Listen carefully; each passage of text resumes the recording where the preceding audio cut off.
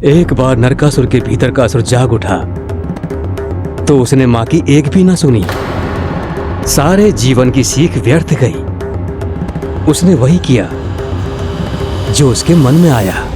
अर्थात प्रभु वाराह और माता भूदेवी का पुत्र होने के कारण वो जन्म से ही शक्ति संपन्न है।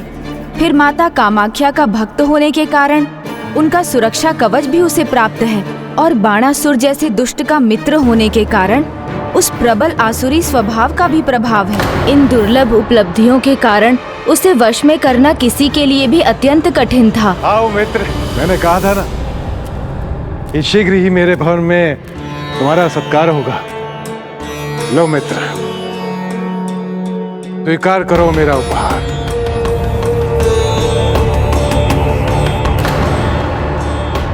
बस पालतू ही नहीं बने हैं ये, समय के साथ साथ इनकी रस्सियां और कसती जाएंगी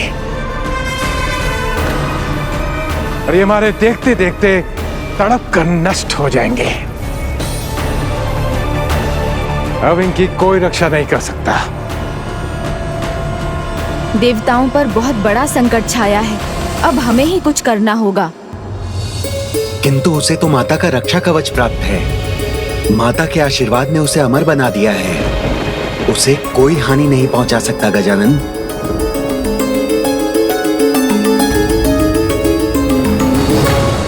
यदि माता के आशीर्वाद से वो अजेय बना है तो माता ही उसे पराजित करने का उपाय भी सुझाएंगी।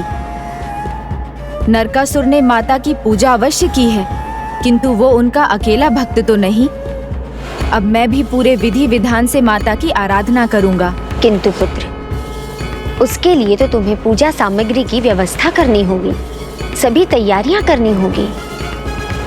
हे माहेश्वरी, यदि आप अनुमति दे तो मेरी पुत्रियां रिद्धि सिद्धि गजानन की सहायता के लिए प्रस्तुत हैं।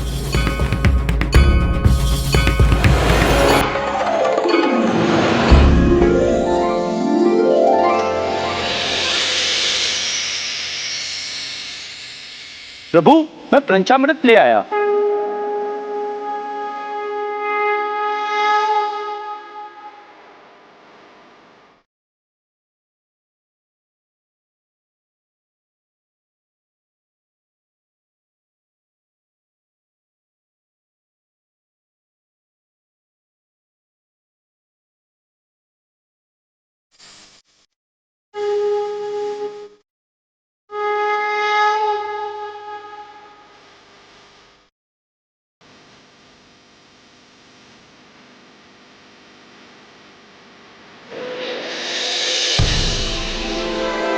बाणासुर, आनंद लो, आनंद।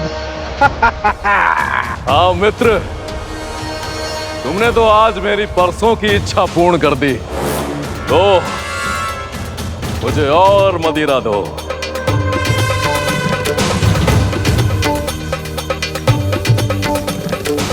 अब तो आप ही इस विघ्न से हमारी रक्षा कर सकते हैं।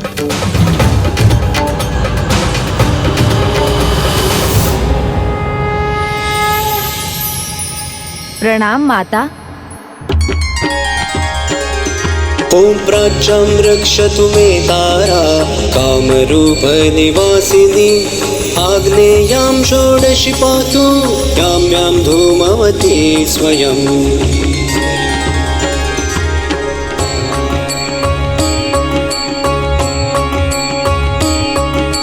ब्रह्मरूपा महाविद्या सर्वविद्यामयी स्वयं शीर्षे रक्षतु मे दुर्गा भालं श्रीभवदेहिनी। जय कामाख्या माता, जय कामाख्या माता, जय कामाख्या माता, जय कामाख्या माता।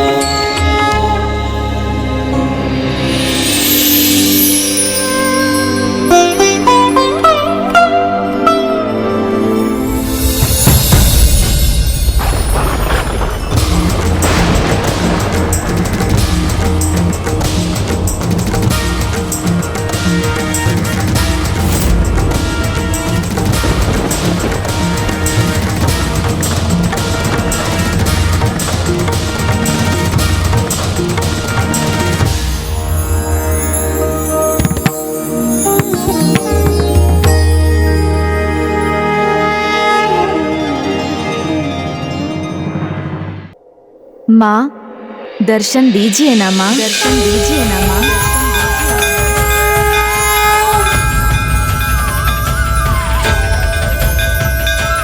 हे माता, आपके दिव्य तेज के दर्शन पाकर मैं धन्य हो गया, किंतु हम आपका परम तेज नहीं सह पा रहे हैं। हमें वो सामर्थ्य दे माँ, जिससे हम आपके दर्शन कर सकें।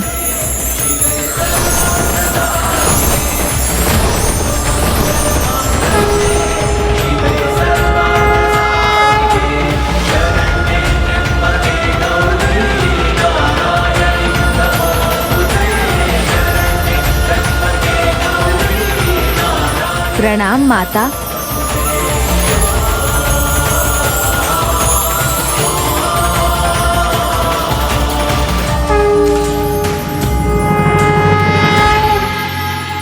माता, आपके दर्शन पाकर हम कृतार्थ हुए, किंतु एक जिज्ञासा शांत कीजिए। आपके साथ त्रिदेव और त्रिदेवियां भी हैं, ये कैसे संभव है? पुत्र गणेश, ये माता कामाख्या का दरबार है। माता कामाख्या तो वो हैं जिनसे सभी की उत्पत्ति हुई है। समस्त सृष्टि की माता हैं वो। माता से ही हम त्रिदेवों और त्रिदेवियों का जन्म भी हुआ है। माता ही सभी की इच्छा पूर्ण करती है। मैं अंतर ध्यान हुई तो माता की इच्छा से, और फिर समुद्र मंथन के बाद पुनः प्रकट भी उन्हीं की इच्छा के अनुसार हुई। इसलिए हम सब उन्हीं के दरबार का भाग हैं। किंतु बिना देवताओं के और बिना तुम्हारे मेरा दरबार अधूरा है पुत्र। माता, देवताओं को तो आपके भक्त नरकासुर ने बंदी बना रखा है। उसे आपका आशीर्वाद भी प्राप्त है, इसलिए किसी का भी उसे रोक पाना कठिन है। मेरी कृपा धर्म और कर्म के आधार पर ही होती है। योग्यता से अधिक मैं कभी किसी को नहीं देती। अभी तक नरकासुर को जो भी मिला है वो उसके द्वारा धर्म के पालन के अनुसार ही मिला है, किंतु अब उसे उसके कर्म के अनुसार ही फल मिलेगा। अपनी माँ की बात न सुनकर उसने घोर भूल की थी, और दूसरी भूल उसने देवताओं को बंदी बनाकर की थी। यदि वो ऐसी भूल करता रहा तो उसका परिणाम भी उसे भुगतना होगा। तुमने सत्य कहा था मित्र। मदिरा के मद में चूर होकर नृत्य करने का आनंद ही कुछ और है। अधर्म के दलदल में धंसने वाले को मिले आशीर्वाद दुर्बल पड़ने लगते हैं। तुमने इतनी निष्ठा से जिस मंत्र का जाप किया है, उस कामाख्या गायत्री मंत्र के कारण ही तुम्हें मेरे दर्शन प्राप्त हुए हैं।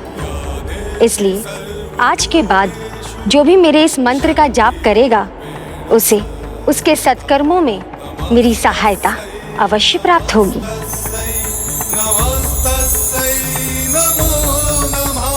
तुम नरकासुर को रोककर देवताओं को बचाना चाहते हो, उसमें तुम्हें मेरी सहायता अवश्य प्राप्त होगी, और तुम्हें स्वयं ज्ञात हो जाएगा कि तुम्हें करना क्या है।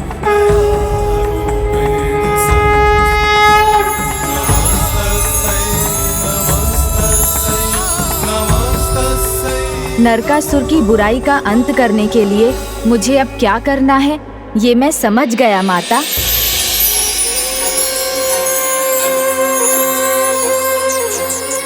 प्रणाम माता।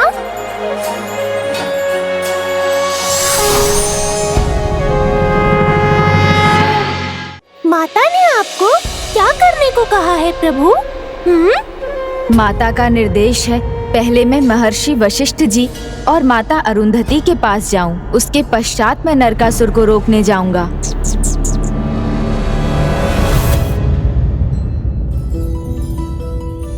प्रभु, विघ्नहर्ता गणेश जी, मैं आपकी प्रतिमा बनाने की चेष्टा कर रहा हूँ। मुझ पर कृपा कीजिएगा प्रभु।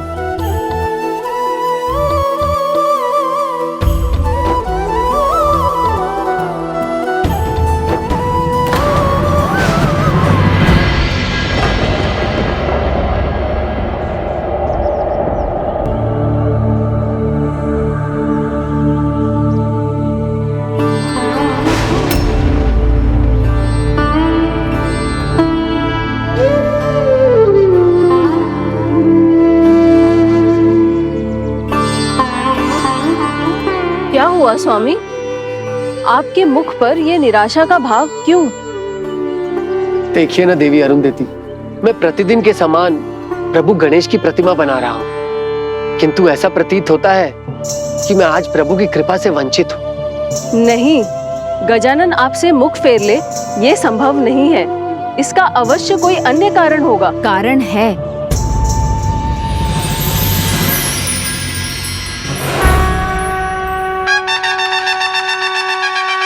प्रणाम गजानन, स्वागत है आपका। पधारिए। महर्षि वशिष्ठ जी, माता अरुंधति, जब मैं स्वयं यहाँ हूँ तो मेरी मूर्ति बनाने की क्या आवश्यकता है? आप दोनों को मेरा प्रणाम। किंतु मेरे पास अधिक समय नहीं है। देवता संकट में है ऋषिवर।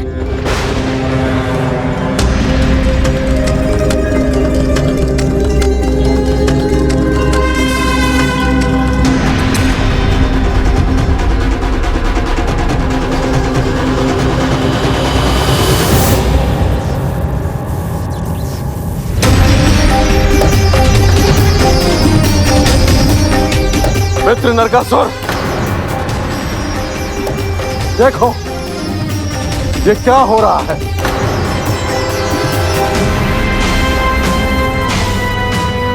तुमने तो कहा था कि समय के साथ साथ रस्सियों का खिंचाव बढ़ेगा, परंतु ये तो ढीली पड़ती जा रही है। मेरी तंत्र विद्या से मुक्ति केवल माता कामाख्या ही दे सकती है। षड्यंत्र है ये, तुम्हारे विरुद्ध देवताओं को मुक्त करने का षड्यंत्र। इन दुष्ट देवताओं का ये कोई छल है। अवश्य इन देवताओं की कोई तो सहायता कर रहा है। उस शक्तिशाली असुर के विरुद्ध मैं आपकी क्या सहायता कर सकता हूँ प्रभु? देवताओं की मुक्ति में आपको भी एक महत्वपूर्ण भाग निभाना है ऋषिवर। उचित है पार्वती नंदन, फिर मुझे जो करना है मैं उसमें विलंब नहीं करूंगा। आप इसी पल प्राग ज्योतिषपुर के लिए प्रस्थान कीजिए। वहां माता कामाख्या के धाम पहुंचकर उनकी आराधना आरंभ कीजिए। जो आज्ञा प्रभु।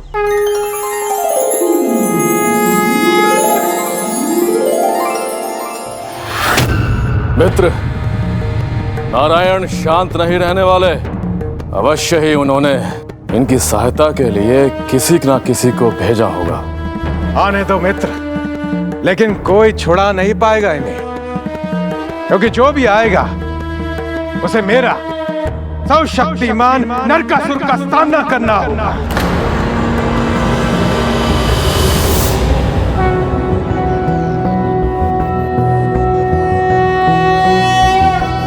उद्दभानुसहस्रकान्तिं ऋणक्षौमां शिरोमालिकां। माता, इस भक्त का मन तो आपके दर्शन मात्र से ही तृप्त हो गया। भक्ति की लौ ऐसी है, जितनी जलती है उतनी ही बढ़ती है। गणेश जी का भी यही आदेश है कि मैं पूरी निष्ठा से आपकी तपस्या करूं। वंदे समन्विस्मिता।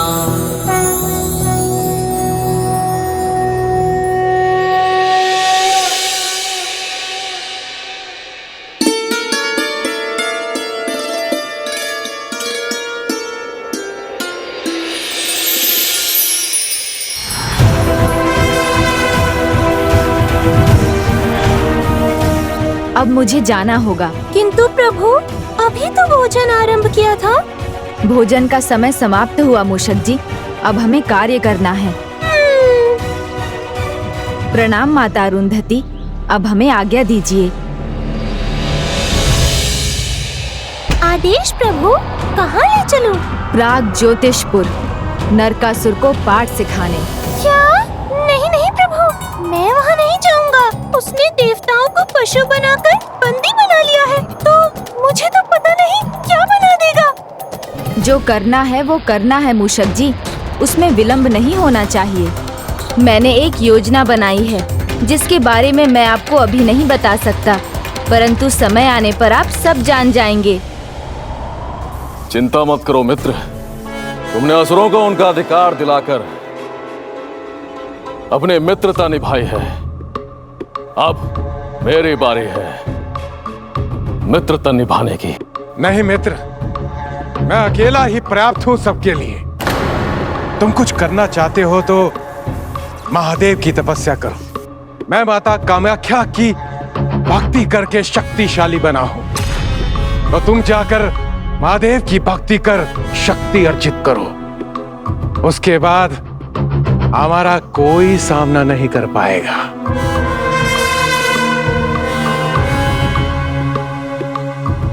महादेव की तपस्या का विचार अति उत्तम है। मैं अभी तपस्या आरंभ कर देता हूं मित्र। हाँ मित्र, चिंता छोड़ो और जाओ।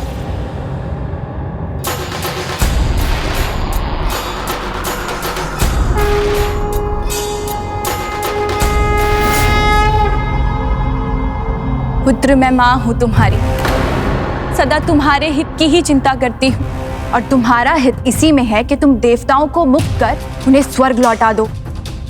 हम इस नगर पर राज करके ही प्रसन्न हैं। मैं प्रसन्न तो अब हूं मैं माँ, यहाँ इन बंदियों को देखकर मुझे स्पष्ट दिखाई दे रहा है, बंदी देवता नहीं, बंदी तुम बनते जा रहे हो असुरी आचरण के। क्षमा मांगो देवताओं से और उन्हें मुक्त कर दो। माता, आप सदा से देवताओं का पक्ष धर रही हैं और आज भी यही कर रही हैं। आपको भी इनकी तरह समझना चाहिए। देवता असुरों से शेष नहीं, इन्हें हमारा दासत्व स्वीकार करना चाहिए। तो देखिए देखिए ना, मैंने इनका वध तो नहीं किया, ना ही इन्हें प्रताड़ित कर रहा हूं। काल कोठरी में फेंकने के स्थान पर मैंने इन्हें राजसभा में सज्जा का स्थान दिया है। उस सर्वशक्तिमान के सामने तुम स्वयं को सर्वशक्तिशाली समझने की भूल मत करना। जिसने भी ऐसा किया है उसका अंत ही हुआ है, चाहे वो हिरण्याक्ष हो या हिरण्यकश्यपु, या फिर सहस्त्रबाहु अर्जुन, या फिर अहंकारी रावण। सबका प्रभु के विभिन्न अवतारों द्वारा अंत ही हुआ है। क्या तुम भी ऐसा भयंकर अंत चाहते हो? माँ, आप व्यर्थ में चिंता कर रही हैं। मैं अमर हूं। नहीं पुत्र, तुम्हारा जीवन तब तक सुरक्षित रहेगा जब तक तुम अपनी माँ के आदेश का पालन करोगे। शायद तुम ये भूल रहे हो। बस बस बस, बस। यदि आपको देवताओं का ही पक्ष लेना है तो आप चली जाइए यहाँ से।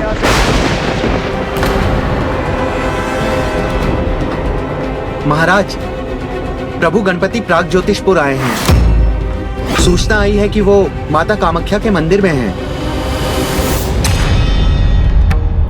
प्रणाम माता, मुझे आशीर्वाद देने की कृपा कीजिए। अब आपकी कृपा से मैं इस योजना के दूसरे भाग को पूरा करूंगा। योजना का दूसरा भाग प्रभु? क्या है ये योजना और क्या है ये दूसरा भाग? गणपति का आगमन हुआ है और तुम उनका आदर सत्कार करने के स्थान पर उनके साथ चुप करने को तत्पर हूं। नहीं पुत्र, मैं तुम्हें ये मूर्खता नहीं करने दूंगी। हटिए मेरे मार्ग से। नहीं पुत्र, नहीं, नहीं। आप मुझे यहाँ रोककर कायल प्रमाणित करना चाहती हैं? हटिए मेरे मार्ग से।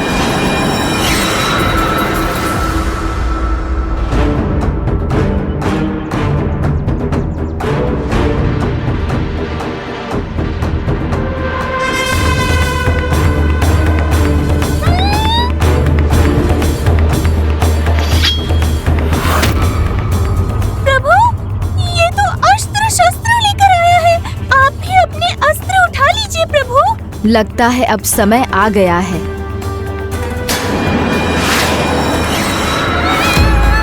इसे नासमझी का हठ है, ये अपने विनाश के लिए तत्पर है।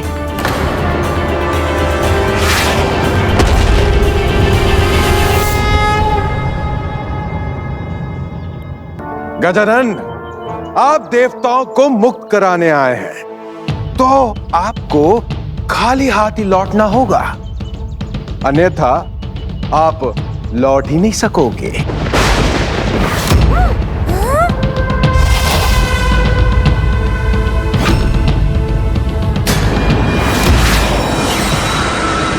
प्रभु, अभी तो इन शस्त्रों को रोककर हमें अपने विनाश को थामना होगा।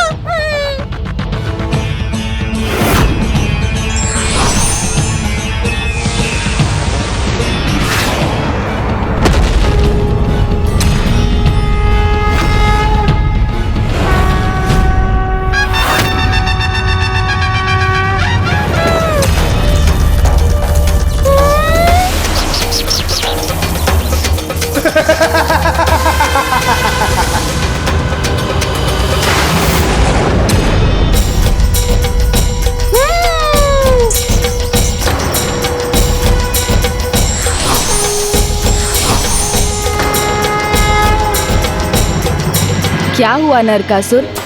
ऐसा क्या देख लिया तुमने जो डरकर एक पग पीछे हट गए?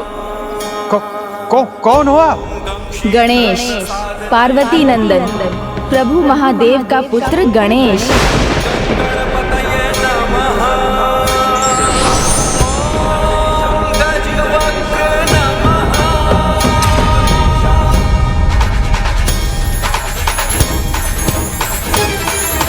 कर जोड़े वंदन करते गज वक्र को, शक्ति संग संयम दिखाए तुम सबको, आपका भय हरते तुम सारे जग को, गजवेश्वरी रूप में पूजे तुमको। जय देव जय देव जय देव जय जय गौरी नंदन जय सुख दाता, धन्य तुम्हारा दर्शन मन को है भाता। जय देव जय देव जय। तो फिर मुझे आपने नारायण को दिखाई दिए? अंश में मूल की झलक दिखाई दे ही जाती है, मुझ में उनका ही तत्व है। ओह, अब समझा। मेरे मित्र बानासुर ने मुझे बताया था हम उत्पन्न करेंगे, छल करेंगे देवता, बताया था उसने मुझे। आपने भी तो मुझे छल से हराने का प्रयत्न किया। शत्रु हैं आप मेरे, किंतु मेरे मंत्रित शस्त्र कैसे विफल हुए? माता के आशीर्वाद के अनुसार शत्रु पर साधे मेरे शस्त्र खाली नहीं जा सकते। शत्रु? ये तुमसे किसने कहा कि मैं तुम्हारा शत्रु हूँ? जो अस्त्र शस्त्र से सज्जित मुझसे युद्ध कर मुझे नष्ट करने पर तुला हो, वो शत्रु ही तो है। नहीं, मैं तो युद्ध करने नहीं आया। अपने अस्त्र शस्त्र तो तुमने उठाए, मुझ पर वार तो तुमने किया, मैंने तो बस तुम्हारा उत्तर दिया है। शत्रुता के भाव से नहीं आए हैं तो आप फिर क्यों आए यहाँ? नरकासुर, तुम माता भूदेवी के पुत्र हो, माता कामाख्या के भक्त हो, इसलिए मैं तो तुम्हारी शक्ति की प्रशंसा करने, तुम्हें तुम्हारी विजय की बधाई देने आया था। विजय की बधाई? देवता मेरे बंदी और आप प्रथम पूज्य, आप अपने मुख से मेरी प्रशंसा क्यों करेंगे? क्योंकि छल से नहीं, तुमने देवताओं पर शक्ति से विजय पाई है। ऐसी योग्यता का मैं बड़ा प्रशंसक हूँ। तुमने तो इस विजय से अपने आप को योग्य शूरवीर प्रमाणित किया है। वो तो है। ऐसा वीर जो अब अनुचित मार्ग पर निकल चुका है। माता भूदेवी को भी मैं यही बताने आया हूँ कि उनका पुत्र कितना शक्ति संपन्न है और इतनी शक्ति से वो कितनी समृद्धि प्राप्त कर सकता है। ओह, तो आप मित्रता का भाव रखकर आए हैं? यही समझ लो। तो फिर यहाँ क्यों खड़े हैं? आइए मेरी राजसभा में अपने मित्र को सत्कार करने का अवसर तो दीजिए। ये प्रभु को हो क्या गया है? देवताओं के शत्रु से ऐसी मित्रता का प्रदर्शन, एक निर्दयी असुर की इतनी प्रशंसा।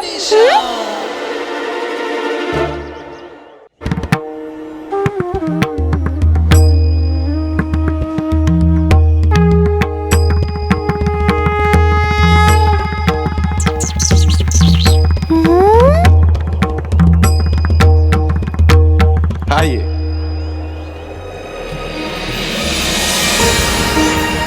प्रणाम माता भूदेवी। संभव है बुद्धि देवता श्री गणेश मेरे पुत्र को बुद्धि देकर उसे सन्मार्ग पर ला सकेंगे। अब क्या हुआ? प्रभु रुक क्यों गए? मैं भीतर आऊं उसके पहले तुम कहो, तुम क्या मानकर मेरा स्वागत कर रहे हो, मित्र या शत्रु? स्वागत तो मित्र का ही करते हैं। मित्रवत व्यवहार का एक पक्ष ये भी है कि मित्र की बात ध्यान से सुनी जाए, उसके सुझाव को माना जाए। मित्र की बात को सुनूंगा अवश्य, किंतु करूंगा वही जो मेरा विवेक मुझे करने को कहेगा। मित्रता के भाव से स्वागत करने वाले मित्र का विश्वास करते हैं, बिना सुने उसकी बात पर संदेह नहीं करते।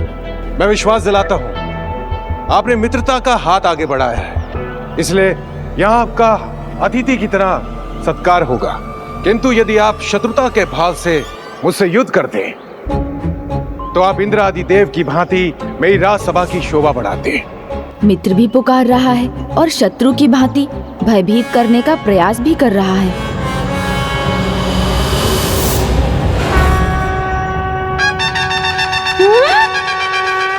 प्रभु बाएं पांव से भीतर जा रहे हैं, जो शुभ नहीं अशुभ का प्रतीक है।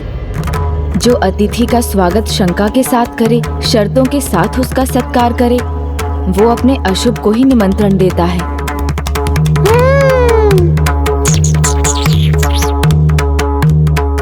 मेरे पुत्र के भवन में आपका स्वागत है प्रभु।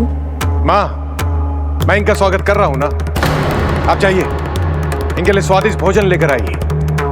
मैं तब तक इन्हें अपना राजभवन दिखाता हूँ। इसने अपने आचरण से अपनी माता का अपमान किया, तो ये माता कामाख्या का भी तो अपमान है। ऐसा कर ये अपने पापों की गागर भर रहा है। कृपा कीजिए गणेश जी, इसे वही संस्कारी नरकासुर बना दीजिए जिसे मैंने ही बड़ा किया है।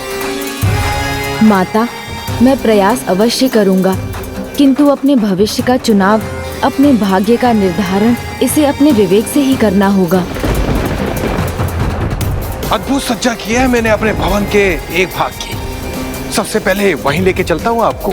आइए।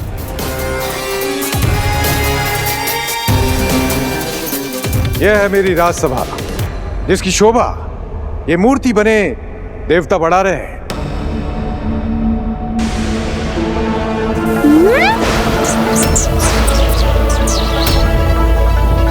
दुष्टता एक समय तक ही अच्छाई पर हावी हो सकती है। देवगण, विश्वास रखिए, आपकी मुक्ति का समय अब निकट है। इनकी मुक्ति असंभव है, किंतु आपको चिंता करने की कोई आवश्यकता नहीं है। आप तो मित्र हो गए हमारे। और मित्र को कोई बंदी थोड़ी ना बनाता है। आप तो बस हमारे स्वागत का आनंद लीजिए। ऐसी सेवा करूंगा आपकी, ऐसा स्वादिष्ट भोजन प्रस्तुत करूंगा कि आप भी आनंदित हो जाएंगे। आइए, मेरा अतिथि कक्ष आपके स्वागत के लिए तैयार है। आइए।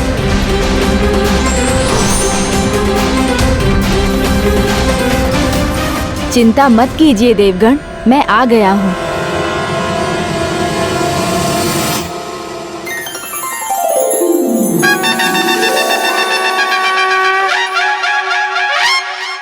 भव्य है मेरा अतिथि कक्ष। यहाँ आपके आनंद की ऐसी सामग्री है जो संसार में किसी अतिथि कक्ष में नहीं मिलेगी। आइए।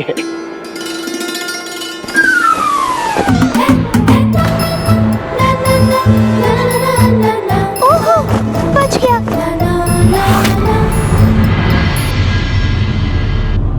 क्षमा कीजिए, पता नहीं कैसे हुआ ये।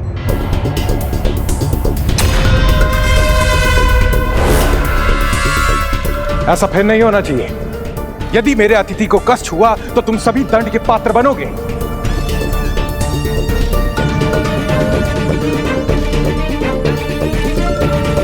आइए पार्वती नंदन, अत्यंत सुखदायक आसन ग्रहण कीजिए। ओहो, लगता है आपके अतिथि गृह में मैं अकेला मूषक नहीं। लगता है तुम सभी अतिथि गृह की अवहेलना करते रहे हो। जाओ, आसन नया लेके आओ।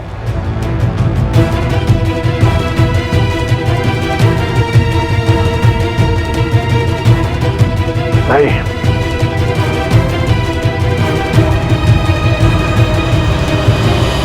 इन पर भी धब्बे लगे हैं।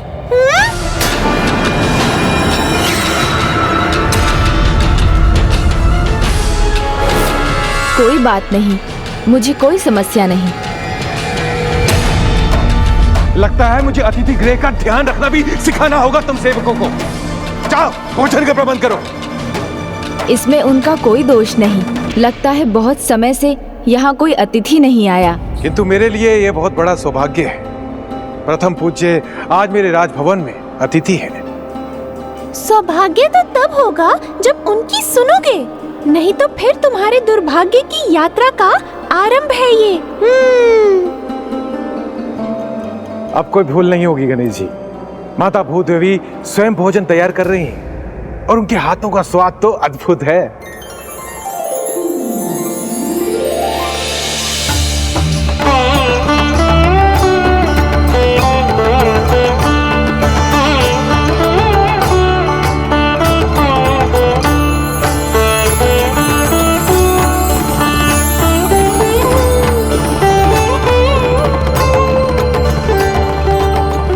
प्रभु, आपकी अनुमति हो तो पहला निवाला तो मैं स्वयं आपको अपने हाथों से खिलाना चाहूंगी। अनुमति? एक माँ की ममता को भला मैं कैसे मना कर सकता हूँ? ये तो मेरा सौभाग्य होगा।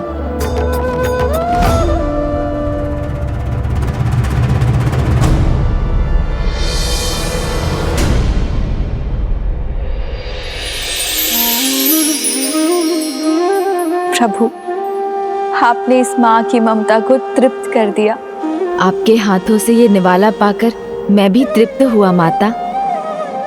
मैं भी अपने अतिथि, अपने मित्र गणेश जी को लड्डू खिलाऊंगा और उनकी सेवा करने का सौभाग्य प्राप्त करूंगा। तुम जैसे असुर का सत्कार कैसे स्वीकार करूं, जो अपने भवन में देवताओं को बंदी बनाकर उनके साथ ऐसा दुर्व्यवहार कर रहा है। ऐसे दुष्ट से भोजन पाकर मैं उसे पुण्य का भागी नहीं बना सकता।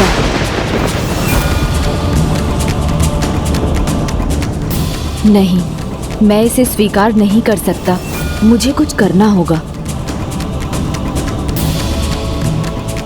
ओहो, ये लड्डू है या कोई कठोर पत्थर?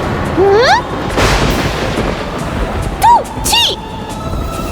नहीं नहीं, ऐसे कैसे हो सकता है? देखिए ना कितना कोमल है।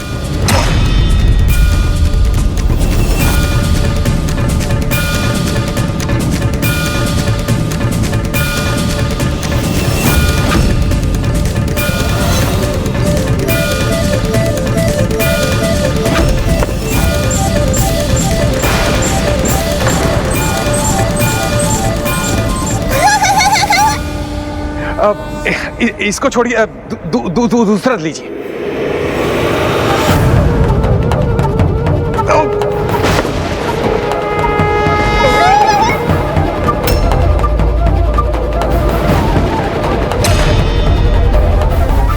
इससे तो कीड़े निकल रहे हैं।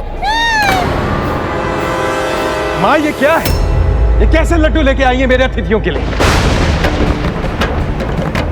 आप सभी को यहाँ ऐसे बंदी देखकर मुझे अच्छा तो नहीं लग रहा है, किंतु अब अधिक समय ऐसे नहीं रहेंगे। आप शीघ्र मुक्त होंगे। दुष्ट दुष्टता कर अपने दुर्भाग्य को ही आमंत्रित करता है। नरकासुर की दुष्टता का अंत भी अवश्य होगा। कोई बात नहीं। कोई बात कैसे नहीं? आपने अभी एक निवाला तो खाया है, उनसे आपका पेट कैसे भरेगा?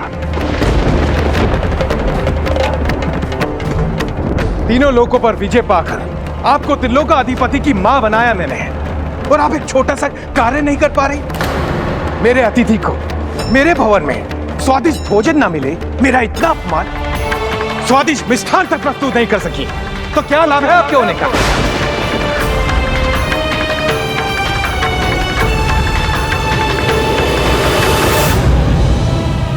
मित्र, माता का अपमान उचित नहीं। इसमें इनका कोई दोष नहीं। दोष नहीं? षड्यंत्र है इनका। देवताओं को बंदी बनाने से प्रसन्न नहीं है, इसलिए ऐसा कर रही हैं। किंतु अब मैं स्वयं जाऊंगा, राजभवन के बागीचे से आपके लिए ताजे फल लेकर आऊंगा।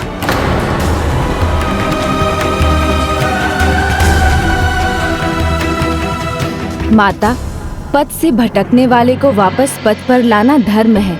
इसलिए अब जो होने वाला है, आशा है उससे सीख लेकर नरकासुर अपनी त्रुटि समझेगा और उसे सुधार लेगा। उसे उसके दुष्कर्मों का फल अवश्य मिलेगा। इसीलिए सब उसी प्रकार हो रहा है जैसा माता कामाख्या ने कहा था। ओम कामाख्याय नमः। ओम कामाख्याय नमः। ओम कामाख्याय नमः। ओम कामाख्याय नमः। कहा जाता है अतिथि देवो भव परम धर्म है, किंतु जिसने देवताओं को ही बंदी बना लिया हो, उसे अतिथि की नहीं, अतिथि सत्कार के धर्म की नहीं, केवल अपनी प्रतिष्ठा की चिंता है। ऐसा कैसे हो गया मेरा पुत्र? आसुरी आचरण कैसे करने लगा? क्या मेरे ही लालन पालन में कोई दोष था? नहीं माता, दोष है तो नरकासुर में है, जो अहंकार और क्रोध के विकारों से प्रभावित होकर अपने विवेक को खो चुका है। यही विकार उसे आसुरी व्यवहार की ओर ले जा रहे हैं। आप ही कोई उपाय सुझाइए। एक ही उपाय है, इसे सीख देनी होगी। यदि तब वो सुधर गया तो सुपथ पर आ जाएगा। किंतु यदि ना सुधरा तो फिर वो असुर होने का चुनाव कर चुका होगा, और जो जैसा चुनाव करता है वो वैसा ही परिणाम भी भुगतता है। यदि उसने असुर होना चुना तो आज तक जो भी पुण्य अर्जित किए हैं उन्हें खो देगा और अपने पतन को आमंत्रित करेगा। अब उसके सीख पाने का उचित समय है। माता, वो समय आ गया है। संतान अपने माता पिता का सम्मान करे ना करे, माता पिता तो सदा ही उनका भला चाहते हैं। मेरी विनती है, आप उसे सीख देने से पहले एक बार समझा कर देखें। संभव है कि वो समझ जाए।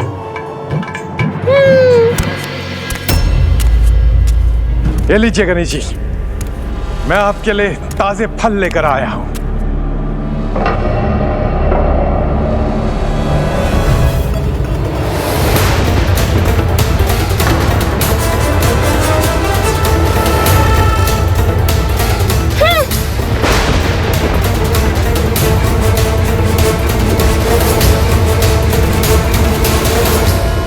मैंने ये फल तो स्वयं चुने थे, कि खराब कैसे हो गए? संभव है ये तुम्हारे लिए एक संकेत हो नरकासुर। कुछ अनुचित कर रहे हो तुम। मैंने कुछ भी अनुचित नहीं किया। मित्र का धर्म है अपने मित्र को सत्य बताना, इसलिए कह रहा हूँ। अपनी भूल को समझकर उसे नहीं सुधारोगे तो कहीं मुझे प्रस्तुत किए भोजन के समान किसी की बातों में आकर अपने जीवन को भी सर्वनाश की ओर न ले जाओ। मैंने कहा ना, मैंने कुछ अनुचित नहीं किया। भूमिपुत्र हूँ मैं। तीनों लोकों पर एक छत्र राज्य है मेरा, जो कि अपने बल से, अपनी शक्ति से अर्जित किया है। किसी की बातों में आने वाला नहीं हूं मैं, आपकी भी।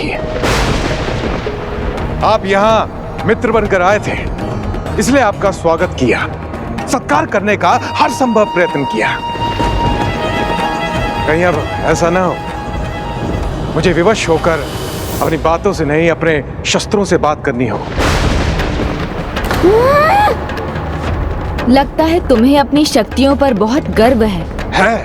बहुत गर्व है। माता कामाख्या का तप किया है मैंने, उन्हीं के तप से ये शक्तियां अर्जित की हैं। ओम कामाख्याय नमः, ओम कामाख्याय नमः। ओह, लगता है कोई और भी है जो उन शक्तियों को प्राप्त करने जा रहा है। पर तुम तो पहले से ही अपार शक्ति संपन्न हो, किंतु तुम्हें चिंता की क्या आवश्यकता। फिर भी जाने के पहले एक सुझाव देना चाहता हूँ। अभी भी समय है। अपनी भूल मानकर सुधार करोगे तो जीवन और समृद्ध होगा तुम्हारा। आप बिन बुलाए आए, अच्छा लगा। प्रणाम।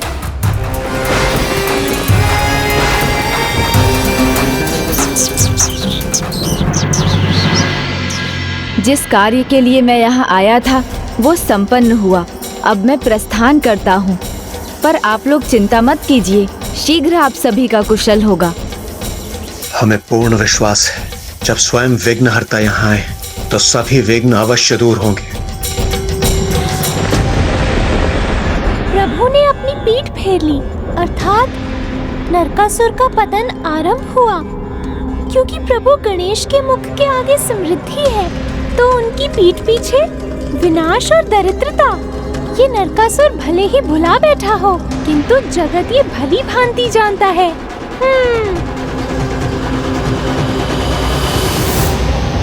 ओम कामाख्याय नमः, ओम कामाख्याय। दुर्भाग्य की काली छाया को स्वयं आमंत्रित कर दिया तुमने पुत्र। कौन है वहाँ जो मेरे राज्य, मेरे नगर में आकर कामाख्या माता की सिद्धियां प्राप्त करना चाहता है? कौन है जो मेरे समान शक्तियां प्राप्त करना चाहता है? उसे मैं कदापि सफल नहीं होने दूंगा। संभव है अब जो होगा उससे नरकासुर अपनी भूल समझकर सुधर जाए। किंतु ऐसा क्या होने वाला है प्रभु? क्या सीख मिलने वाली है उसे? जो अपने अहंकार में डूबा है उसे आप क्या सीख देंगे प्रभु?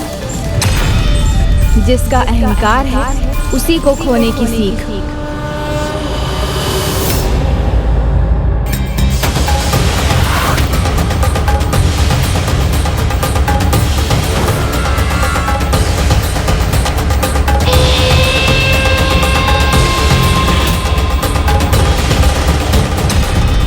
देख क्या रहे हो?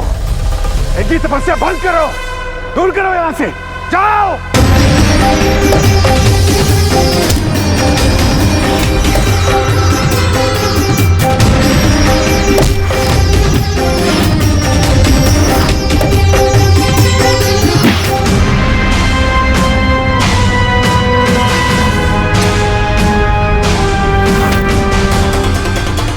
माता कामाख्या के भक्तों को सताकर उन्हें दुख देने का अधर्म किया है इसने। माता अत्यंत क्रुद्ध होंगी। मैं हूँ माता का परम भक्त और मैं ही रहूंगा।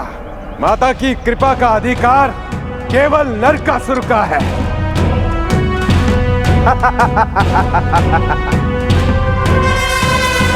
ओम कामाख्याय नमः। ओम कामाख्याय नमः। ओम कामाख्याय नमः। ओम कामाख्याय नमः।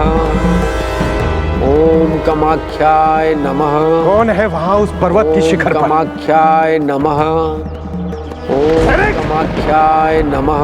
नहीं, ओम सैनिकों को नहीं, नमः। मैं स्वयं जाके रोकूंगा उसे, जो मेरे होते मेरी देवी कामाख्या से आशीर्वाद प्राप्त करना चाहता है। ओम कामाख्याय नमः।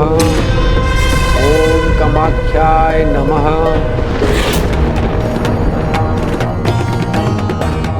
पाप के सागर में डूबकर ये विनाश की खाई की ओर एक पग और आगे बढ़ रहा है। ओम कामाख्याय नमः। ओम कामाख्याय नमः। ओम कामाख्याय नमः। ओम कामाख्याय नमः। निकदम्ब कादम्बिनीं नितं भजित भूधरां। ऐसी अद्भुत शांति, ऐसा भक्ति में वातावरण। नवं बुरूहलोचनां भिनवाम्बुद श्यामलां त्रिलोचन कुटुम्बिनीं त्रिपुर सुंदरीमाश्रये। इसलिए आए थे गणेश जी यहाँ, जिससे इसकी तपस्या से मेरा ध्यान भटका रहे, किंतु भूल कर गए और मुझे इस ऋषि के यहाँ होने का संकेत दे दिया। ओम कामाख्याय नमः। बुद्धि के देवता भी नरकासुर की बुद्धि के आगे विफल हो गए, मुझे मूर्ख नहीं बना सके। अब मैं स्वयं इसकी तपस्या भंग करूंगा। अब मैं स्वयं इसकी तपस्या भंग करूंगा।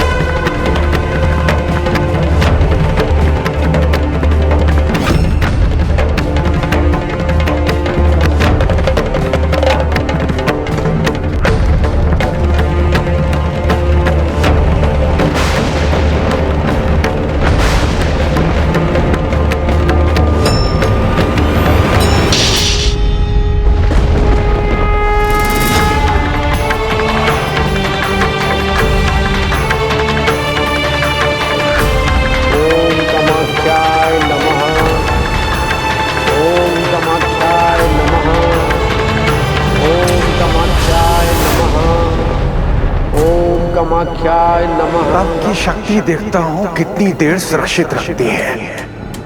मंदिर में आने वाली प्राण वायु के संचार को ही रोक दूंगा। जब श्वास नहीं तो तपस्या नहीं।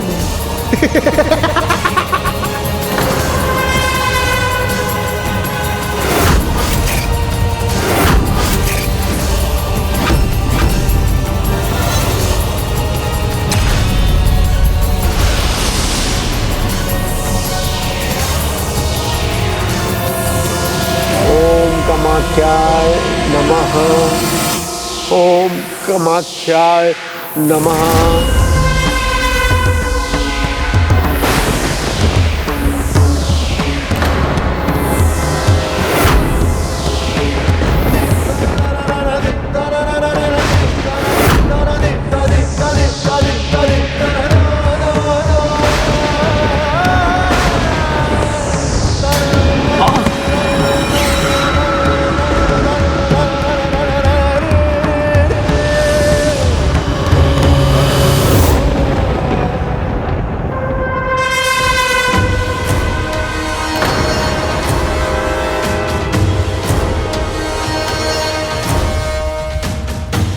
दुष्ट, जानते हो किसकी तपस्या में बाधा डालने का दुस्साहस किया है तुमने?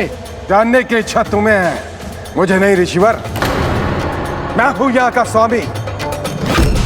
मेरी इच्छा के बिना यहाँ कोई श्वास तक नहीं ले सकता। ये राज्य, ये नगर, ये मंदिर मेरे अधीन है। मूर्ख, जिसके अधीन जगत है, तुम उस माता कामाख्या के मंदिर को अपने अधीन बता रहे हो। मैं चाहूं तो अभी अपने शाप से तुम्हें भस्म कर दूं, किंतु मैं तुम जैसे मूर्ख पर अपना तपोबल व्यर्थ नहीं करूंगा। तुम प्रयास भी करोगे तो भी तुम्हारा तपोबल व्यर्थ ही होगा ऋषिवर। इससे पहले मैं तुम्हें यहाँ से धक्के मार के बाहर निकालूं, स्वयं चले जाइए यहाँ से, स्वयं चले जाइए यहाँ से।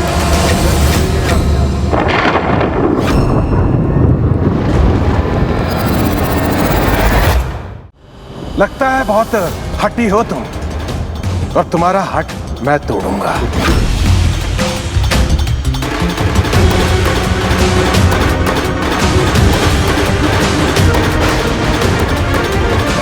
ये दोस्त, ये कैसे भूल करने जा रहा है?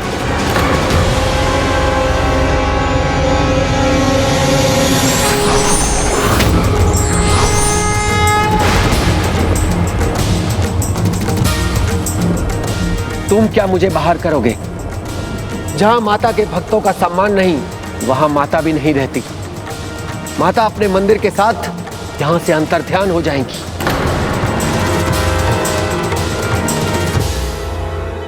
मेरी देवी है माता कामाख्या, और मैं हूं उनका परम भक्त। सदियों से उनकी पूजा करता आया हूं, उनकी विशेष कृपा है मुझ पर।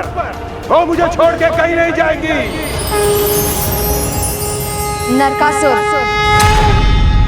किस बात पर इतना अहंकार कर रहे हो? मेरे आशीर्वाद पर या मेरे द्वारा दिए गए सुरक्षा कवच पर? नहीं माता, मुझे अहंकार है मेरी भक्ति पर। शक्ति के मध्य में व्यक्ति ये भूल जाता है, प्रत्येक व्यवहार की एक सीमा होती है। तुमने तो कवच के मध्य में आकर वही सब कुछ किया जो तुम्हें नहीं करना चाहिए था। पहले अपनी माँ का अपमान और अब ऋषिवर का। तीनों लोगों पर विजय पा, त्रिलोक का अधिपति की माँ बनाया मैंने आपको, और आप एक छोटा सा कार्य नहीं कर पा रही, तो क्या लाभ है आपके होने का? माता है वो, अपनी ममता से विवश होकर बिना मांगे तुम्हें क्षमा दान देती हुई आई, किंतु आज तुमने मेरे अन्य भक्तों के साथ, महर्षि वशिष्ठ के साथ ऐसा दुर्व्यवहार किया, उसके लिए मैं तुम्हें कभी क्षमा नहीं करूंगी। इसलिए ऐसे स्थान पर रहने का मेरे पास कोई कारण नहीं। तू माता, देवी, देवी कहाँ गई आप?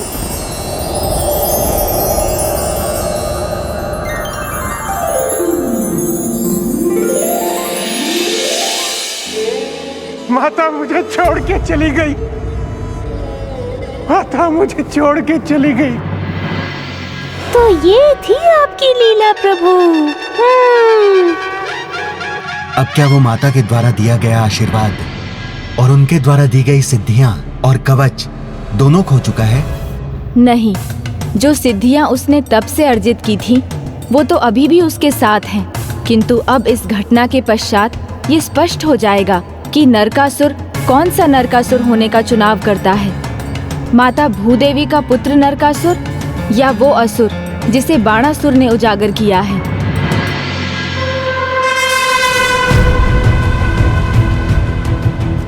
माता, आप मुझे छोड़ के नहीं जा सकती,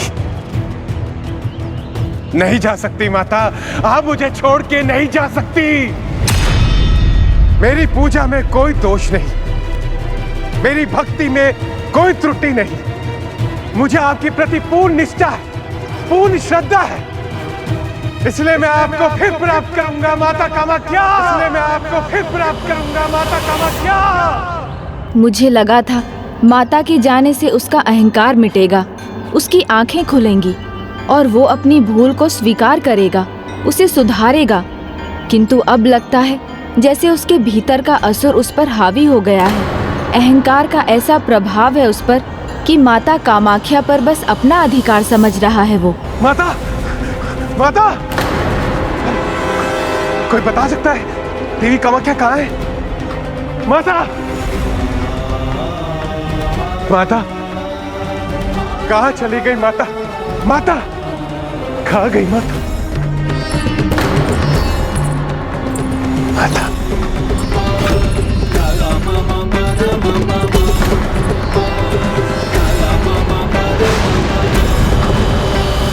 पुत्र, जिन माता को तुम ढूंढ रहे हो वो तुम्हें ऐसे नहीं मिलेंगी। नहीं मिलेंगी? अवश्य मिलेंगी। मैं उनको अवश्य ढूंढ निकालूंगा।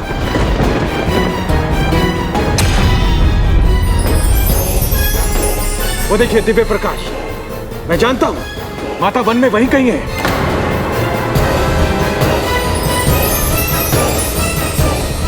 माता, मैं आ रहा हूं माता। यहां तो कोई नहीं है। कहां गई माता? देवी मां, मैं आपको ढूंढ के ही रहूंगा, ढूंढ के ही रहूंगा।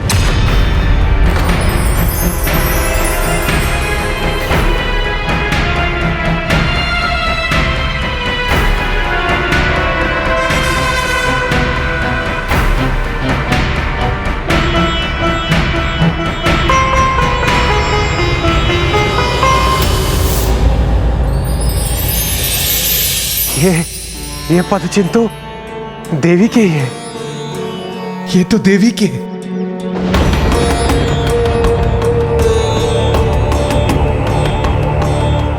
यदि मेरी वर्षों की तपस्या, मेरी भक्ति आप थोड़ा भी उससे प्रसन्न हुई तो आप नरकासुर को अवश्य मिलेंगी।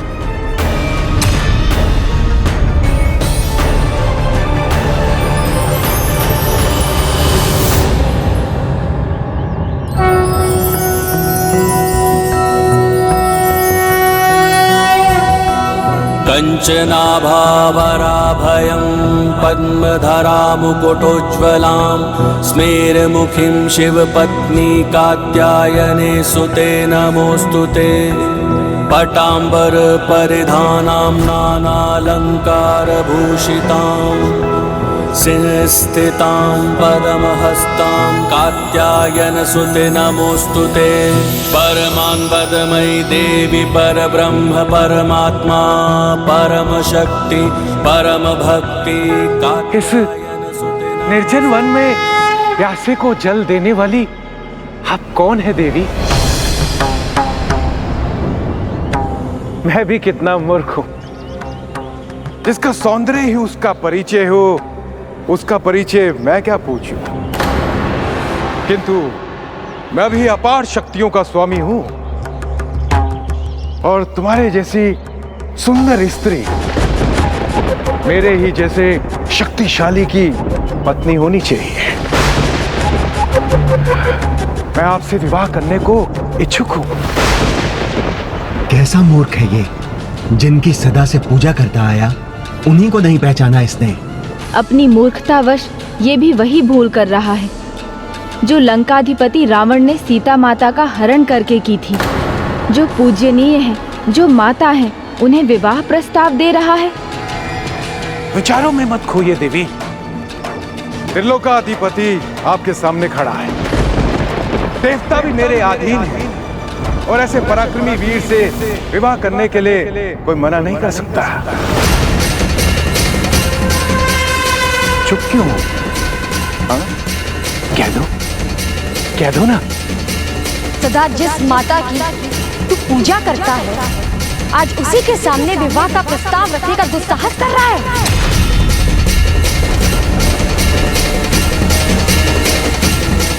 मैंने तुझे दर्शन इसलिए दिए क्योंकि मैं ये जानना चाहती थी कि तू भक्ति भाव से मेरे दर्शन करना चाहता है या अहंकार से। किंतु असुरी प्रवृत्ति और विकारों ने तुम्हें इतना गिरा दिया है कि भक्ति भाव तो दूर, तुम्हारी आंखों में असुरी भाव ने जन्म ले लिया है। आसुरी नहीं, ये प्रेम का भाव है देवी। देवी, आपकी अद्भुत सुंदरता का आभास तक नहीं था मुझे। दृष्टि और बुद्धि के साथ अब तुम्हारी जीवा भी नियंत्रण के बाहर हो गई है नरकासुर। संभाल लो अपने आप को, जागृत करो अपने विवेक को। नियंत्रण कैसे रखूं अपने आप पर? आज से पहले मेरी आंखें खुली ही कहां थी जो ऐसे दर्शन कर पाता। तुम्हारी मति मारी गई है नरकासुर। ऐसा अद्भुत सौंदर्य देख के किसी की भी मति मर जाए। मैं विश्वास दिलाता हूँ, जैसे पहले श्रद्धा और भक्ति किया करता था, वैसे ही एक निष्ठ होके मैं प्रेम भी करूंगा। बस आप विवाह कर लीजिए मुझसे। प्रभु, अब क्या करेंगी माता? शक्ति स्वरूपिणी है वो, हमसे अधिक शक्तिशाली महान है वो, संसार की चेतना की स्रोत है। नरकासुर जैसा असुर उनके सामने एक तिनके के समान भी नहीं। तो तुम विवाह करना चाहते हो मुझसे? ठीक है, मैं तुम्हारा विवाह प्रस्ताव स्वीकार करूंगी।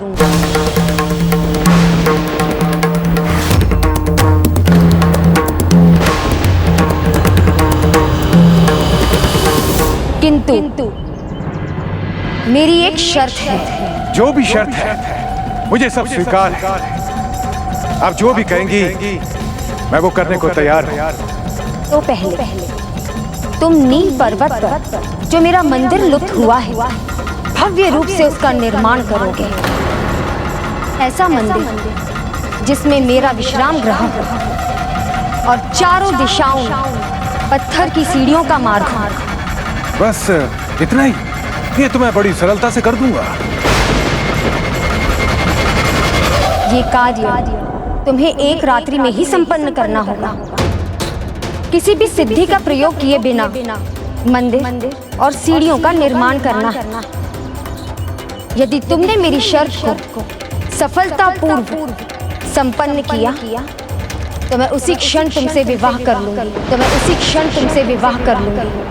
किंतु तुम यदि ऐसा ना कर सके तो तुम अपने आप को मेरा भक्त बुलाने का और मेरे नाम का उच्चारण करने का अधिकार भी खो दोगे।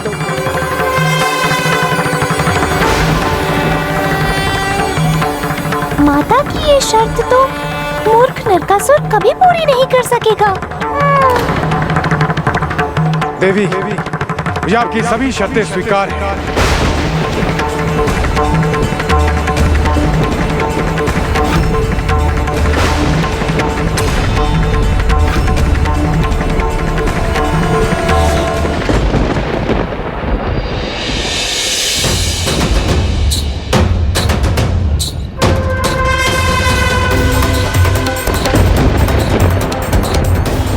आपको क्या लगा था मेरे लिए ये कठिन होगा? नहीं, कदापि नहीं।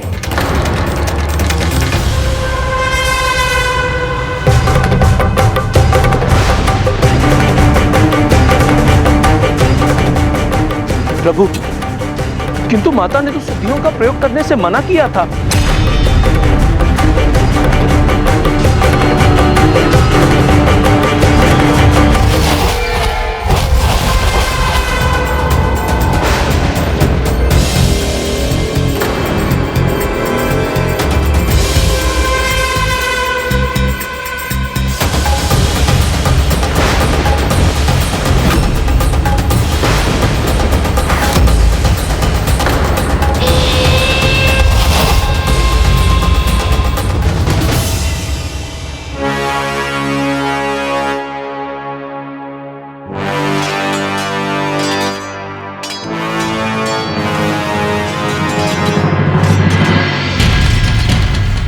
मंदिर का कार्य समाप्त हुआ।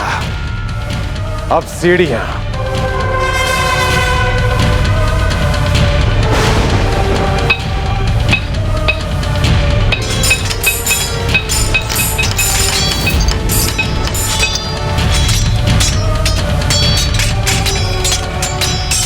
प्रभु, अभी तो आधी रात्रि भी बाकी है और आधे से अधिक कार्य तो इसने कर भी लिया।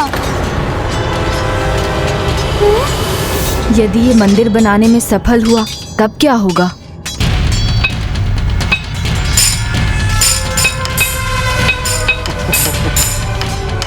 देखा देवी, उतना कार्य कर चुका हूं जिसकी आपने कभी कल्पना भी नहीं की थी।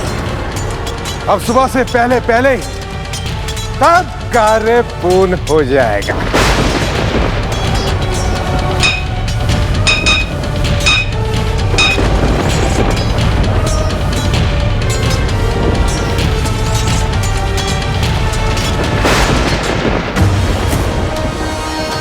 प्रभु, आप विघ्नहर्ता हैं, जटिल से जटिल बाधाओं को भी दूर करते हैं। प्रभु, आप इस समस्या का समाधान कर सकते हैं। हाँ प्रभु। प्रभु, आप विघ्नहर्ता हैं तो विघ्नकर्ता भी तो आप ही हैं। शीघ्र ही कुछ कीजिए, अन्यथा अनर्थ हो जाएगा। अब तो एक यही उपाय है। मैं जाकर माता कामाख्या को ये सुझाव देता हूँ।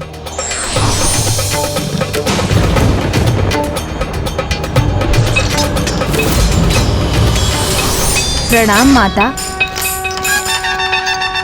कल्याण हो। मैं जानती हूँ मेरी चिंता के कारण को लेकर ही प्रथम पूज्य भी चिंतित हैं।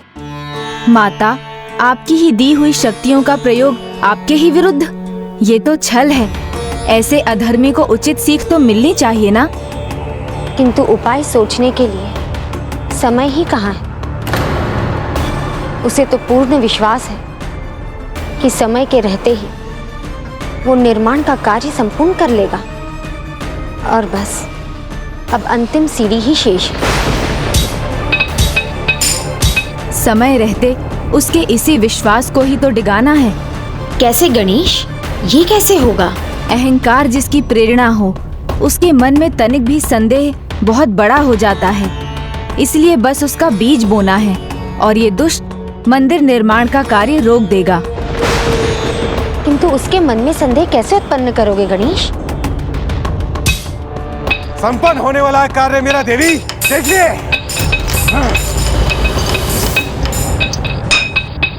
उसकी युक्ति है मेरे पास, जिसके लिए मुझे बांग देने वाले मुर्गे की आवश्यकता है। किंतु जैसे ही नरकासुर को ज्ञात होगा कि उस मुर्गे के कारण वो विफल हुआ, तो वो उसका वध कर देगा और मैं किसी निर्दोष प्राणी के साथ ऐसी निर्दयता नहीं होने देना चाहता।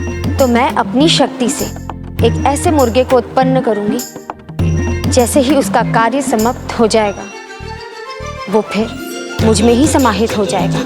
उचित है माता, तो उसे ऐसे स्थान पर भेजिए जहां नरकासुर भी उसके स्वर को सुन सके।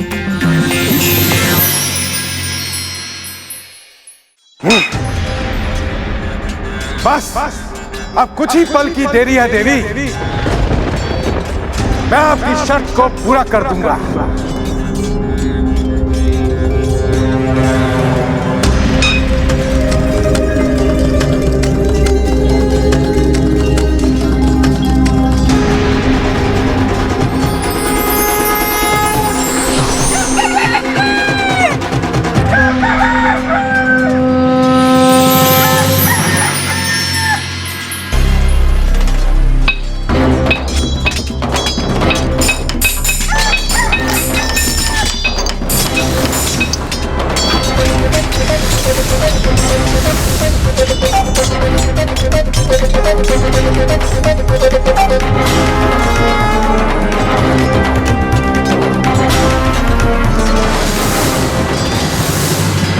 ये मुर्गा कहां से आ गया? ये यहाँ क्या कर रहा है? श्री गणेशाय नमः। ओम गं क्षीर प्रसादनाय नमः। ओम गणपतये नमः। ओम गजवक्र नमः।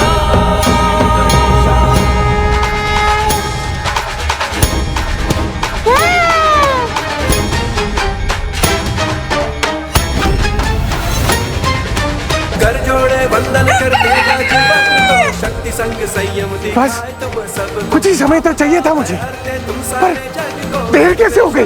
रूप में पूजे तुमको, जय देव जय देव जय देव। विघ्नहर्ता गणेश ने तो मुझे भी इस विकट स्थिति से उबार दिया। तुम्हारा दर्शन मन को है भाता, जय देव जय देव जय देव। धन्य है आप प्रभु, धन्य है आपकी तीव्र बुद्धि।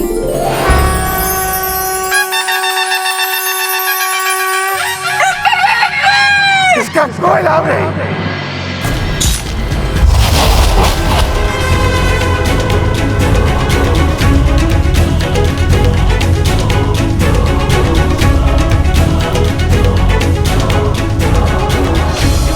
मैं तो पल पल गिन रहा था, पर फिर देर कहाँ हो गई? असफल कैसे हो गया मैं? कैसे?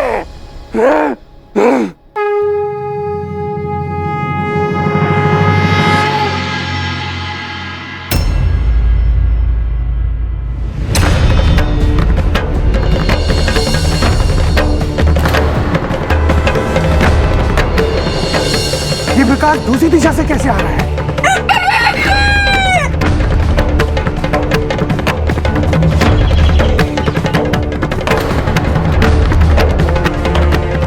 सूर्य उदय तो अभी हो रहा है।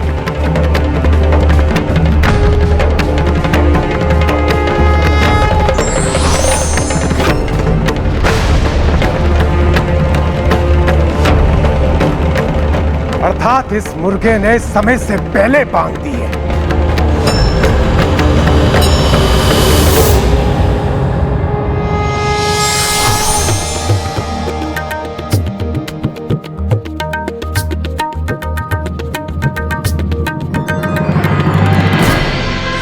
बहुत समय था मेरे पास।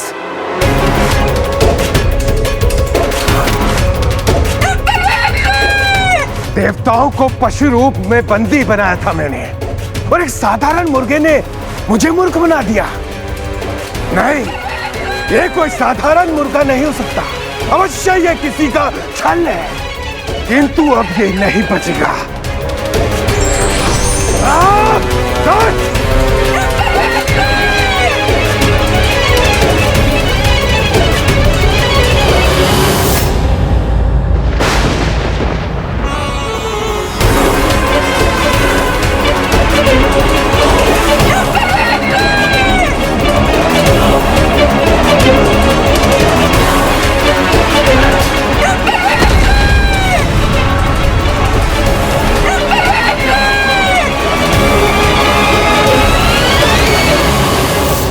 तुम मुझे क्या मारोगे नरकासुर? तुम्हारा वध करने वाला शीघ्र ही तुम्हारे सामने आने वाला है। तुम मुझे क्या मारोगे नरकासुर? तुम्हारा वध करने वाला शीघ्र ही तुम्हारे सामने आने वाला है।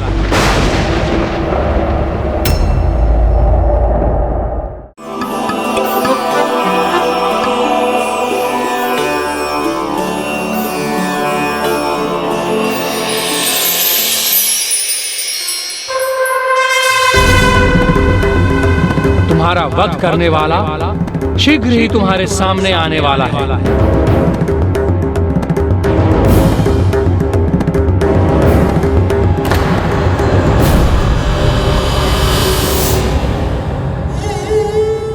पुत्र, अच्छा हुआ पुत्र तुम आ गए। मुझे तुम्हारी बड़ी चिंता हो रही थी।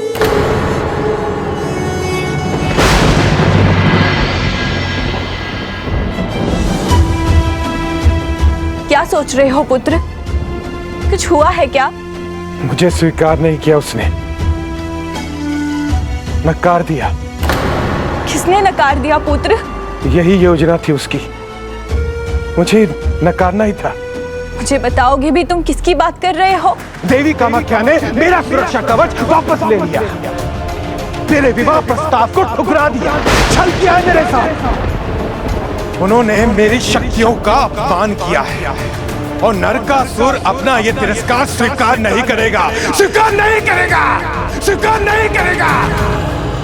आरंभ और अंत दोनों नियत है, और माता ने भी कहा था नरकासुर का वध किसी और के हाथों होने वाला है, जिनका आना अभी शेष है। कौन है वो प्रभु? ये तो मैं भी नहीं जानता, किंतु हमें लगा कि माता ने आपको पूरी योजना बता दी है। माता ने बस इतना कहा था कि जो भी घटनाक्रम होगा उससे ये ज्ञात होगा कि नरकासुर माता भूदेवी का सदाचारी पुत्र बनने का चुनाव करेगा या दुराचारी असुर होने का, और यदि उसने दुराचार का मार्ग अपनाया तो वो माता की सुरक्षा से वंचित हो जाएगा, किंतु उसका वध कौन करेगा ये रहस्य तो बस माता कामाख्या को ही ज्ञात है। तब तो हमें माता कामाख्या का आवाहन कर उन्हीं से आग्रह करना चाहिए कि वो हमारी जिज्ञासा शांत करें। संभव है विघ्नहर्ता श्री गणेश जी को भी उसमें अपनी भूमिका निभानी हो। अवश्य ये षड्यंत्र नारायण ने ही रचा था। तुम्हारी बुद्धि भ्रष्ट हो चुकी है। इसीलिए कभी देवी कामाख्या, कभी गजानन, कभी अपने ही पिता के महास्वरूप नारायण को दोषी समझने की भूल कर रहे हो तुम। भूल नहीं, वर्षों तक भक्ति की है मैंने। वो भक्ति जब प्रेम बनी तो कितनी कठोरता से ठुकरा दिया था उसे देवी कामाख्या ने। ओम भूर्भुवः स्वः। ओम कामाक्षै चामुण्डायै विद्महे भगवते धीमहि धियो यो नः प्रचोदयात्। जय कामाख्या, जय कामाख्या, जय कामाख्या माता। प्रणाम माता। जिन जिज्ञासाओं को लेकर आपने मेरा आवाहन किया है, अब उसे शांत करने का समय आ गया।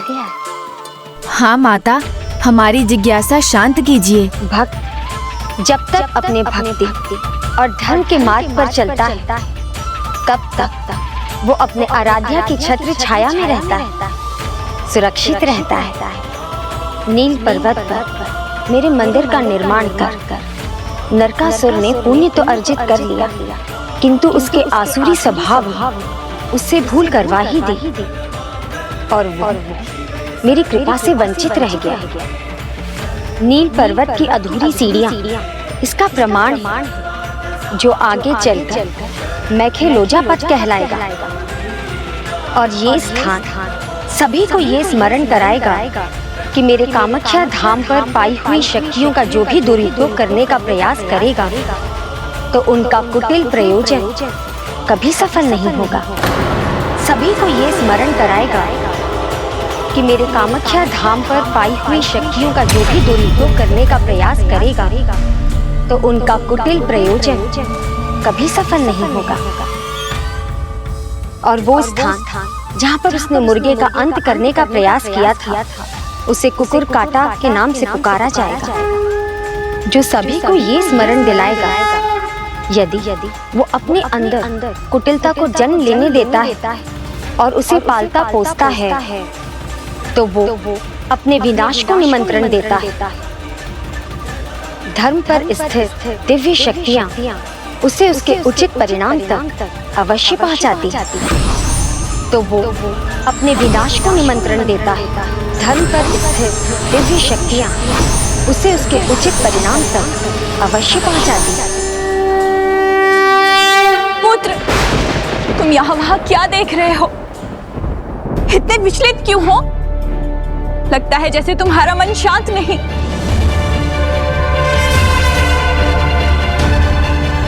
हाँ, नहीं है शांत। और जो अपने मन में ऐसे कपट को घर करने देते हैं, उन्हें कभी शांति नहीं मिलती। किंतु माता, आप तो स्वयं शक्ति स्वरूपिणी हैं। संसार में जो कुछ भी होता है आपकी ही इच्छा से होता है, तो आप तो उसका वध कर संसार को उसकी दुष्टता से मुक्त भी कर सकती थीं। सत्य है, संसार में मेरी इच्छा के बिना कुछ नहीं होता, किंतु जो नियम और मर्यादा मैंने स्थापित की है, उन्हें स्वयं मैं कैसे भंग कर सकती? विधि का विधान तो यही कि जिसकी मृत्यु जिस प्रकार और जिसके हाथों से नियत है, वैसे ही होगी। किंतु आप सभी निश्चिंत रहिए, क्योंकि जिस दिन उसका काल आएगा, जिसके भी हाथों से उसकी मृत्यु तय है, वो उसके सामने ही होगा।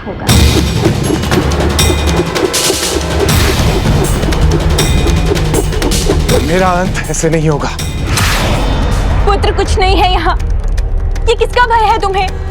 मैं तुम्हें ऐसे भयभीत नहीं देख सकती।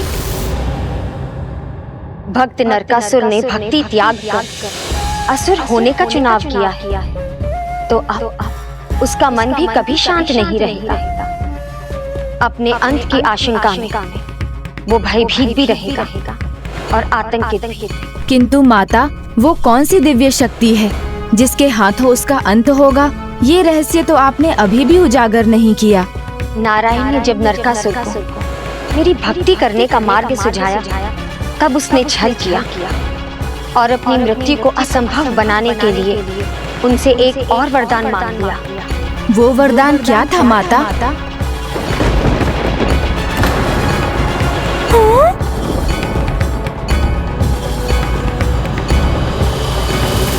आतंकित और भयभीत होना नरकासुर का स्वभाव नहीं मां। आशीर्वाद गया, सुरक्षा कवच भी गया, किंतु दीर्घायु का आशीर्वाद अभी भी बाकी है। इसलिए मैं अमर था और अमर ही रहूंगा। इसलिए मैं अमर था और अमर ही रहूंगा। नारायण, मैं सदा आपके दिखाए हुए पथ पर चलूंगा। मैं आपका अवतार का पुत्र हूं।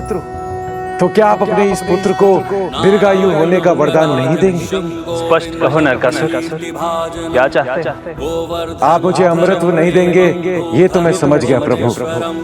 तो बस आप मुझे आशीर्वाद दीजिए कि यदि मैं कभी आपके बताए हुए पथ से मैं भटक गया तो आपके अवतार और उस अवतार में एक साधारण स्त्री जो आपकी धर्म पत्नी होती वही सम्मिलित रूप से मेरा वध कर सके और कोई नहीं। तथास्तु। ये आशीर्वाद लेकर तो नरकासुर ने अपनी मृत्यु को भी बांध दिया। छल करना क्या केवल ये नहीं आता है? मैंने भी ऐसा आशीर्वाद लिया है जो अमृत से भी दुर्लभ है। देवी लक्ष्मी की अवतार नहीं, साधारण स्त्री उनकी पत्नी होगी। असंभव है ये। नारायण, आपने अनजाने में ही मुझे अमर कर दिया। छल और कपट ने तुम्हारी मन और बुद्धि के साथ तुम्हारे ज्ञान को भी भ्रष्ट कर दिया है। धर्म जिसे तुम भूल बैठे हो वो न्याय दिलवाने का मार्ग खोलता है और कपट और कुटिलता के अंत का भी। तो आप ये कहना चाह रही हैं कि यह असंभव संभव हो चुका है? हाँ, वो कोई और नहीं, 16 कलाओं से पूर्ण नारायण के 8वें अवतार श्री कृष्ण की प्रिय पत्नी देवी सत्यभामा।